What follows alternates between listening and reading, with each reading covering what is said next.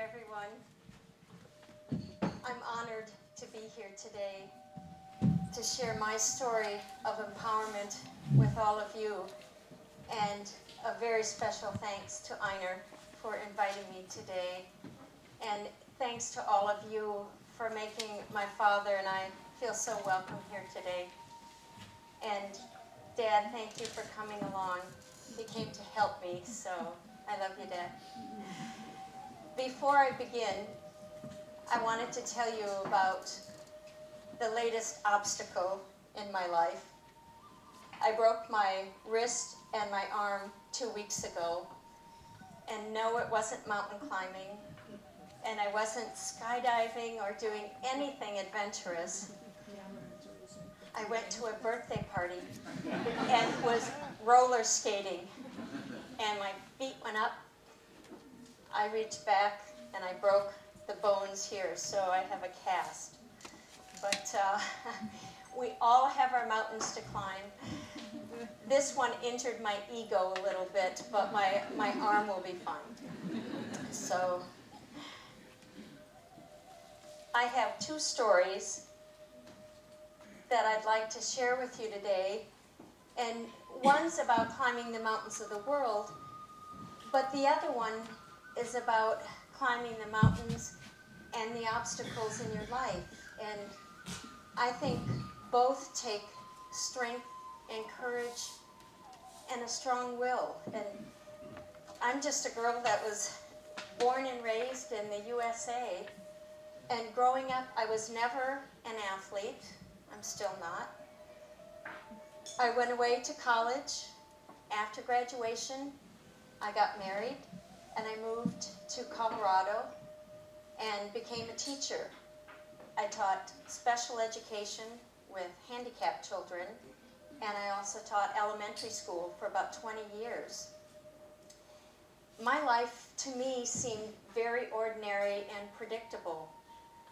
But 20 years ago, a series of events happened in my life that I never could have predicted. I'll never forget the day. It was January 4th, 1999.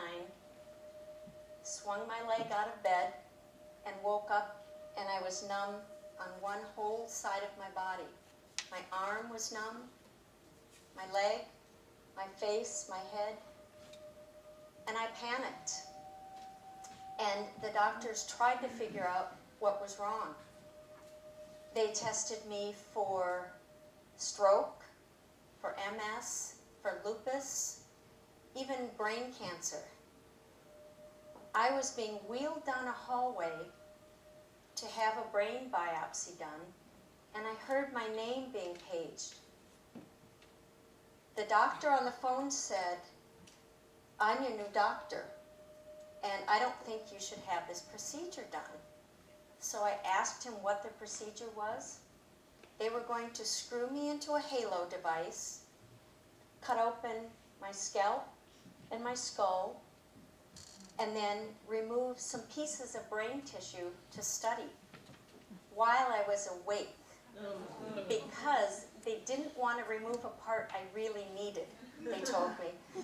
So when I heard the doctor on the phone, he said they had misread my first test and that I should go home.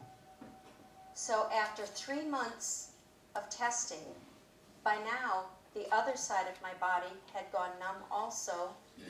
I was having balance issues, visual issues, my hearing, lots of things. I had 4 lumbar punctures, we call spinal taps, and also brain MRIs before they decided that it was multiple sclerosis. But when I heard those 2 little letters, MS, I ran away in fear. I panicked and I left my life. I left a 20-year teaching career. I left a 22-year marriage. I sold my house, and I ran away back to the comfort zone of my family in Wisconsin because I wanted to do everything that I could while I still had good use of my legs. because the doctors thought it would be about 1 year before I would be in a wheelchair. So I think it wasn't until I ran away that I really found me. So what began as my father's dream became a goal that I would strive for much of my adult life. And that dream was to climb the highest peak on each of the 7 continents. And the very first one was summit number 1 in Africa in June of 1993, Mount Kilimanjaro at 5,895 meters. But it all started back in high school. I was in the kitchen with my dad, and he said to me, "Someday I want to go to Africa and climb Mount Kilimanjaro."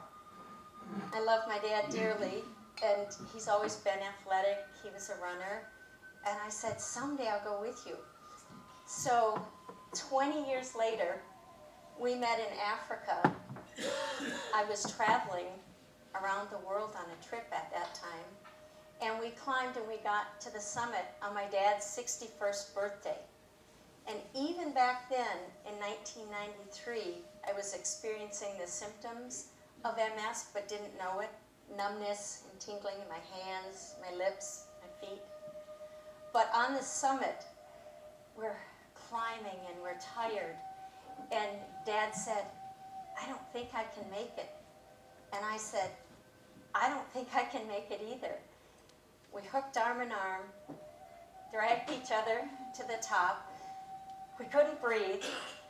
Our guide takes out a cigarette, can hardly light the match, and he's smoking. We can't breathe, but he's smoking. But that was the start. So the next climb, summit number 2, was in South America. I climbed it on New Year's Eve on the millennium, 99-2000.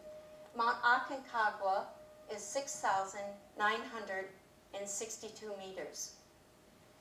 So it was 6 years later, after Kilimanjaro, Dad said, "Let's do another mountain, another one of the 7 summits."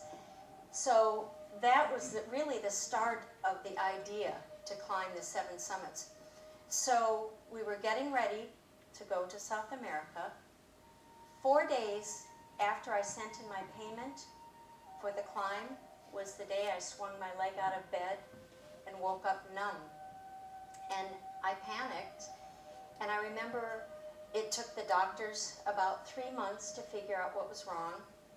And I was in the hospital one morning, 5 a.m., and I was doing sit-ups in bed in the hospital room. And the doctor walked in and said, "Lori, what are you doing?" And I said, "I'm doing my exercises."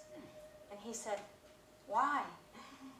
And I said, "Well, I'm going to climb a nearly 7,000-foot peak in about 10 months, and I have to keep in shape." And his eyes like, she's crazy. But I continued to train, and we ended up going to South America, and we summited. Dad didn't make it all the way to the top because he got sick. He got altitude sickness and had to go back. But I summited on New Year's Eve, and I was one of 14 people on top of South America that day. And I thought, girl, if you are strong enough to stand on top of that mountain, you're strong enough to face the fact that you have MS without fear and without shame. Because I hid it from everyone. I didn't tell anyone for 1 year because I was so embarrassed. So that was a turning point in my life to stand up there. And I wasn't afraid anymore, and I wasn't ashamed to say that I had MS. It was okay. So the